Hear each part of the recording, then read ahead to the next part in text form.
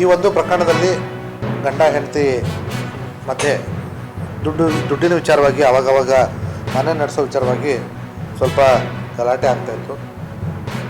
ಹೀಗಿರಲು ಇವನು ಆರೋಪಿತ ರುದ್ರಪ್ಪ ಹೊಸಟ್ಟಿ ಏನಿದ್ದಾನೆ, ಇವನು ಮೃತನ ದೂರದ ಸಂಬಂಧಿ ಆಗಿರ್ತಾನೆ. ಬಿಡಿ ಗ್ರಾಮದಲ್ಲಿ ಮೃತ ಶಿವನಗೌಡನ ಅಕ್ಕನಿಗೆ ಮದುವೆ ಮಾಡಿಸ್ಕೊಟ್ಟಿರ್ತಾರೆ. ಅವನ ಕಡೆಯಿಂದ ಇವನು ಸಂಬಂಧಿಯಾಗಿದ್ದು, ಇವರು ಅಲ್ಲಿ ಹೋದಾಗ ಗಂಡ ಹೆಂಡತಿ ಶಿವನಗೌಡ ಮತ್ತು ಶೈಲಾ ಅಲ್ಲಿ ಹೋದಾಗ ಇವನು ಪರಿಚಯ ಆಗಿರುತ್ತೆ. ಆವಾಗಿಂದ ಈ ರುದ್ರಪ್ಪ ಇವ್ರ ಮನೆಗೆ ಆಗಾಗ ಬಂದು ಹೋಗ್ತಿರ್ತಾನೆ, ಮೃತ ಮತ್ತು ಮೃತನ ಹೆಂಡತಿಯ ಮನೆಗೆ.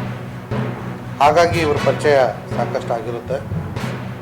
ಹಲವಾರು ಬಾರಿ ಹೇಗಾಗಿರುತ್ತೆ ಅಂತಂದರೆ, ಇವನು ತಾನು ಬೀಡಿಗೆ ಹೋಗೋ ಬದಲಿಗೆ